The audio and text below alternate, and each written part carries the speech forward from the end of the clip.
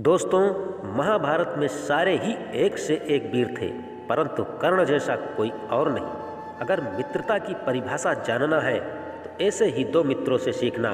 पहला भगवान श्री कृष्ण जैसा जो ना लड़े फिर भी आपकी जीत पक्की कर दे, और दूसरा कर्ण जैसा जिन्हें यह मालूम हो कि हार सामने खड़ी है फिर भी आपका साथ ना छोड़े। दोस्तों, महाभारत में कर्ण और श्री कृष्ण के सामने एक ही जैसी स्थिति थी, परंतु उसे देखने का नजरिया अलग अलग था। जब कर्ण ने अंतिम समय में भगवान श्री कृष्ण से रोते हुए पूछा, केशव मेरा क्या दोष था जो मेरा जन्म होते ही मेरी माँ ने मुझे त्याग दिया? क्या अवैध संतान होना मेरा दोष था? द्रोणाचार्य ने मुझे सिखाया नहीं, क्योंकि मैं उनके हिसाब से क्षत्रिय पुत्र नहीं था।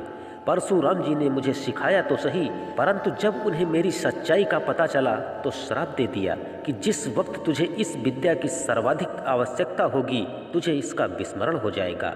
क्योंकि उनके अनुसार भी मैं क्षत्रिय पुत्र नहीं था। केवल संयोगवश एक गाय को मेरा बाण लगा और उसके स्वामी ने मुझे श्राप दे दिया, जबकि मेरा कोई दोष नहीं था। द्रौपदी स्वयंवर में मुझे सूद पुत्र कहकर अपमानित किया गया। माता कुंती ने मुझे मेरा जन्म रहस्य बताया भी तो अपने अन्य बेटों को बचाने के लिए। मुझे जो कुछ भी प्राप्त हुआ है दुर्योधन से ही प्राप्त हुआ है, तो यदि मैं उसकी तरफ से लड़ा तो मैं गलत कहाँ हूँ केशव?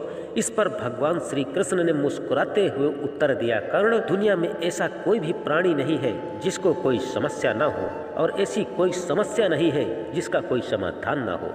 तुम्हें क्या लगता है कि मेरे ही साथ गलत हुआ है? मेरा जन्म कारागार में हुआ। जन्म से पहले ही मृत्यु मेरी प्रतीक्षा में घात लगाए बैठी थी। जिस रात मेरा जन्म हुआ उसी रात मैं अपने माता पिता से दूर कर दिया गया। तुम्हारा तो बचपन खड़ग, रथ, घोड़े, धनुष और बाणों के बीच उनकी ध्वनि सुनते हुए बीता, और खड़ा होकर चल भी नहीं पाया। उससे पहले ही कई प्राणघातक हमले मुझे झेलना पड़ा। उन राक्षसों से मुझे लड़ना पड़ा जिन्हें खुद मेरे मामा ने मुझे मारने के लिए भेजा था। कोई सेना नहीं, कोई शिक्षा नहीं, मुझे सिर्फ उन लोगों से ताने ही मिले। क्या उन सब समस्याओं का कारण मैं हूँ? तुम्हारे गुरु जब तुम्हारे शौर्य की प्रशंसा कर रहे थे, मुझे उस उम्र में कोई शिक्षा ही नहीं मिली। जब मैं 16 वर्षों का हुआ तब कहीं जाकर ऋषि सांदीपन के गुरुकुल में पहुंचा। तुम तो कम से कम अपनी पसंद की कन्या से विवाह तो कर सके, परंतु जिस कन्या से मैंने प्रेम किया वो मुझे मिली ही नहीं। मुझे उनसे विवाह करने पड़े जिन्हें मेरी चाहत नहीं थी। मेरे पूरे समाज को यमुना के किनारे से हटाकर एक दूर समुद्र के किनारे बसाना पड़ा। मुझे उन्हें जरासंध से बचाने के लिए ऐसा करना पड़ा। रण से पलायन के कारण मुझे रण छोड़ भी कहा गया। अगर दुर्योधन युद्ध जीतता भी है तो तुम्हें बहुत श्रेय मिलेगा कर्ण, लेकिन अगर धर्मराज युधिष्ठिर जीतते हैं तो मुझे क्या मिलेगा? मुझे केवल युद्ध और युद्ध से निर्माण हुई समस्याओं के लिए दोष दिया जाएगा। मुझे अपने ही लोगों से दूर रहना पड़ेगा। एक बात का स्मरण रहे कर्ण, हर किसी को जिंदगी चुनौतियां देती है। जिंदगी किसी के भी साथ न्याय नहीं करती। दुर्योधन ने भी अन्याय का सामना किया है तो युधिष्ठिर ने भी अन्याय भुगता है, लेकिन सत्य धर्म क्या है यह तुम भली भांति जानते हो कर्ण।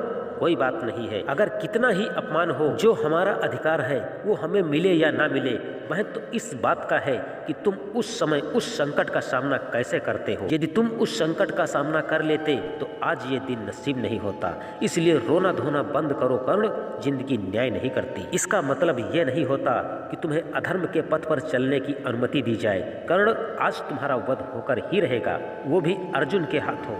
ऐसे में कर्ण ने फिर से भगवान श्री कृष्ण से प्रश्न किया, केशव मैं मृत्यु के लिए तैयार हूँ, परंतु मेरे सामर्थ्य का क्या?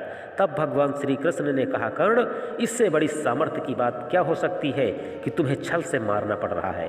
तुम्हारा सामर्थ्य दुनिया जानती है, और आने वाले युगों युगों तक तुम्हारा नाम हर किसी के जुबा पर रहेगा, सूर्य पुत्र दानवीर महारथी कर्ण। दोस्तों, आपको कैसा लगा भगवान श्री कृष्ण और कर्ण का ये संवाद? दोस्तों, वीडियो यदि पसंद आया हो तो लाइक कीजिए और चैनल को भी सब्सक्राइब अवश्य कीजिए। धन्यवाद।